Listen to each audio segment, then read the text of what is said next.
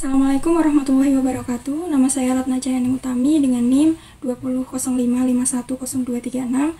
Dalam video ini, saya akan memaparkan secara singkat skripsi saya yang berjudul Kinerja Keuangan dan Ukuran Perusahaan, Pengaruhnya Terhadap Harga Saham Sektor Teknologi. Studi kasus pada perusahaan-perusahaan sektor teknologi yang terdaftar di BEI tahun 2018 sampai 2022. Dibantu oleh Dr. Bambang Sudiatno, SEMM, sebagai dosen pembimbing saya. Skripsi saya dilatar belakangi oleh kondisi makroekonomi pasca normalisasi COVID-19 yang berdampak signifikan terhadap harga saham sektor teknologi. Penting bagi pemangku kepentingan untuk memantau pasar dan fluktuasinya. Kemudian investor harus mempertimbangkan interaksi kompleks antara penawaran dan permintaan dalam menentukan harga saham, terutama di sektor teknologi yang masih menguntungkan meskipun terdapat banyak tantangan di masa pasca pandemi. Untuk memahami dinamika pasar diperlukan rasio keuangan untuk evaluasi kinerja keuangan perusahaan. Yang pertama di sini ada EPS atau earning per share yang digunakan untuk mengukur keberhasilan manajemen dalam memberikan keuntungan kepada pemegang saham. Kemudian ada return on asset atau ROA yang digunakan untuk mengukur seberapa efisien perusahaan menghasilkan laba bersih dibandingkan dengan total asetnya. Kemudian ada rasio DAR atau debt to asset ratio yang digunakan untuk membandingkan total hutang dengan total asetnya. Ini menunjukkan sejauh mana aset didanai oleh utang. Kemudian ada penambahan faktor internal lain seperti ukuran perusahaan atau firm size yang juga mengaruhi harga saham. Perusahaan yang lebih besar dengan total aset yang besar seringkali dianggap matang dan menjanjikan untuk investasi jangka panjang. Kemudian fenomena gap yang ada di sini adalah selama normalisasi pasca COVID-19, saham-saham teknologi mengalami gap down atau penurunan tajam terhadap harga saham yang menembus level tertentu. Kemudian kesenjangan ini terjadi karena berkurangnya penggunaan teknologi karena konsumen kembali melakukan aktivitas offline setelah pembatasan sosial dilonggarkan. Tujuan dari penelitian saya adalah untuk menguji pengaruh earning per share atau EPS terhadap harga saham perusahaan sektor teknologi yang terdaftar di BEI tahun 2018 sampai 2022. Kemudian yang kedua adalah untuk menguji ROA atau return on asset terhadap harga saham perusahaan sektor teknologi yang terdaftar di BEI tahun 2018 sampai 2022.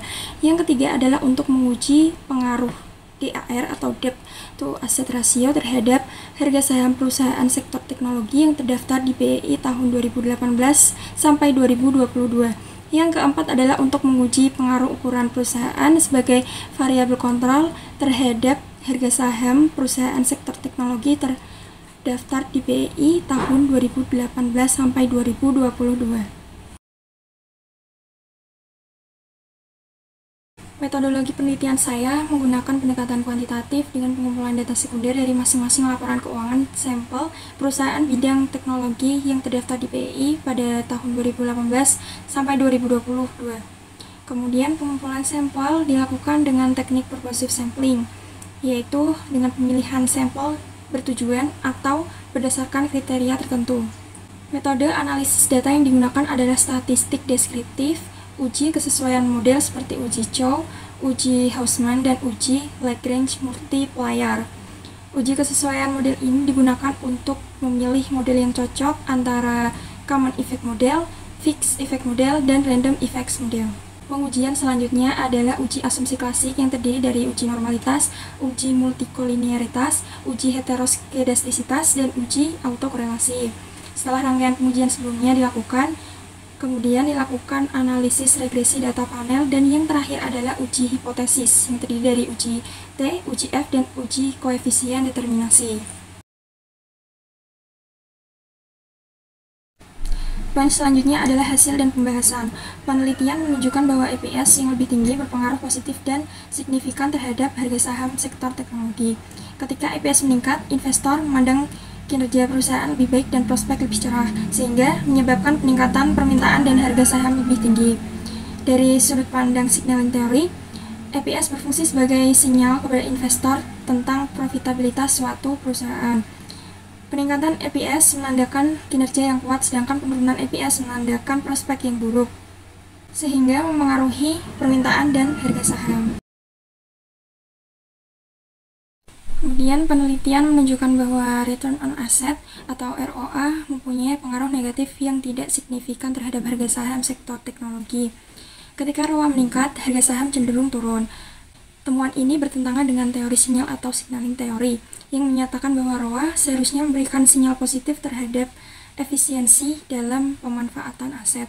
Namun pada penelitian ini, ROA yang rendah menyebabkan harga saham menurun sehingga mengindikasikan pengelolaan aset yang kurang optimal. Investor mungkin menghindari saham-saham yang ROA-nya rendah sehingga mempengaruhi harga saham. Yang ketiga, penelitian menunjukkan bahwa debt to asset ratio berpengaruh positif terhadap harga saham di sektor teknologi. Namun, pengaruhnya tidak signifikan secara statistik. Temuan ini tidak selaras dengan teori signaling dan teori agensi. Namun, teori trade-off mendukung hasil ini, menunjukkan bahwa perusahaan masih berada di bawah titik optimal struktur modal yang artinya asetnya tidak banyak dibiayai oleh hutang. Pembahasan yang keempat adalah penelitian menunjukkan bahwa ukuran perusahaan atau firm size berpengaruh positif dan signifikan terhadap harga saham di sektor teknologi. Semakin besar perusahaannya, semakin tinggi harga sahamnya di pasar. Investor cenderung membayar lebih mahal untuk harga saham perusahaan yang memiliki ukuran besar. Kesimpulan dari penelitian saya adalah earning per share atau EPS memiliki pengaruh positif dan signifikan terhadap harga saham. Kemudian yang kedua, return on asset berpengaruh negatif dan tidak signifikan terhadap harga saham. Yang ketiga, debt to asset ratio tidak berpengaruh secara signifikan terhadap harga saham. Akhir ada ukuran perusahaan atau firm size memiliki pengaruh terhadap harga saham perusahaan teknologi yang terdaftar di BEI tahun 2018 sampai 2022. Sekian paparan dari saya, kurang lebihnya mohon maaf. Wassalamualaikum warahmatullahi wabarakatuh.